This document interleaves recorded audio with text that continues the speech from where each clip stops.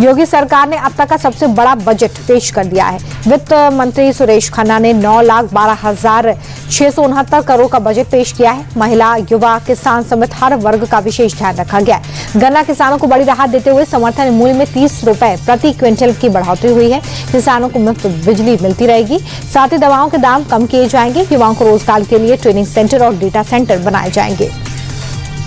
UP के budget को लेकर सपा प्रमुख अखिलेश यादव ने यूपी सरकार पर निशाना साधा। अखिलेश ने कहा कि विदाई बजट है। 2027 में बीजेपी की यूपी से सरकार जाना तय है। सबसे बड़े बजट पर भी अखिलेश ने सवाल उठाए। सपा प्रमुख ने कहा कि बजट का आकार बड़ा है, लेकिन सरकार बजट का 50% हिस्सा भी खर्च नहीं कर पा रही है। यूपी में बाकी राज्यों से प्रति व्यक्ति आय कम है। योगी सरकार ने अपना 10वां बजट पेश किया है। बजट को लेकर सीएम योगी ने कहा है कि हर वर्ग का ध्यान रखा गया। पिछले 9 साल में यूपी में टैक्स चोरी बंद हुई है। हमने कोई नया टैक्स नहीं लगाया। लगातार राज्य का बजट बढ़ा है। सीएम योगी ने कहा कि हम पिछले 9 सालों में बेरोजगारी को कम करने में सफल हुए हैं।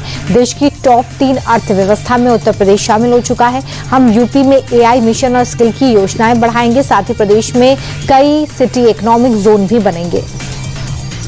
राजस्थान की वित्त मंत्री दया कुमारी ने गुजरात सरकार का तीसरा बजट पेश किया है। बजट 21,52,100 करोड़ का है।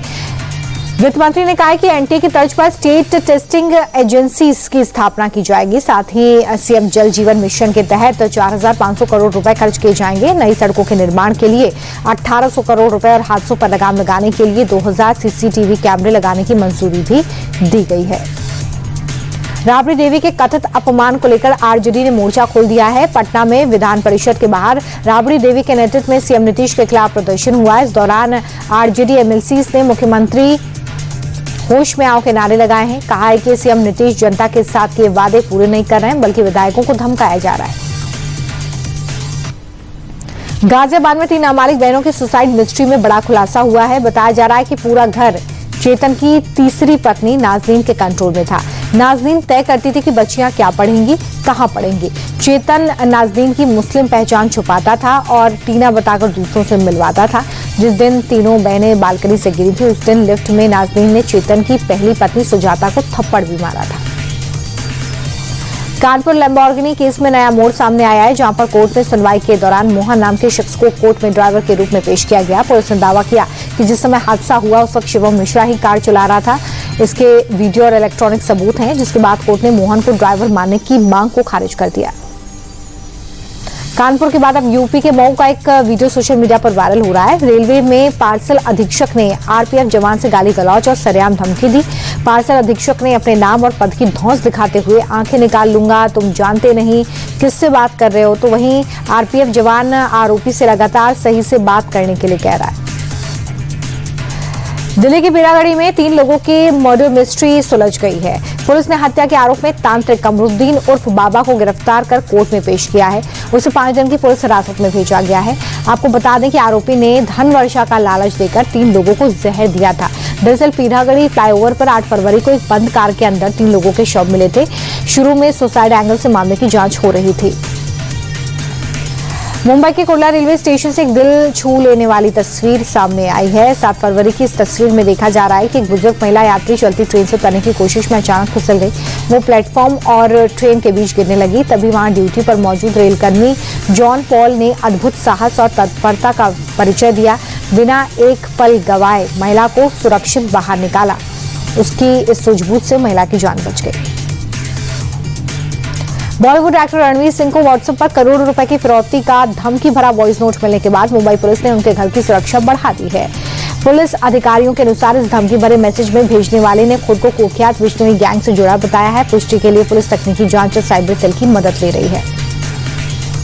मुख्यमंत्री मोहन यादव उज्जैन दौरे पर है। मुख्यमंत्री ने सिंहस्थ 2028 की तैयारियों को लेकर बड़ी सौगात दी है। सीएम मोहन यादव ने हीरिया खेड़ी जल आवर्धन प्रोजेक्ट के लिए भूमि पूजन किया है। नगर निगम के इस प्रोजेक्ट में 1134 करोड़ रुपए का बजट मंजूर किया गया।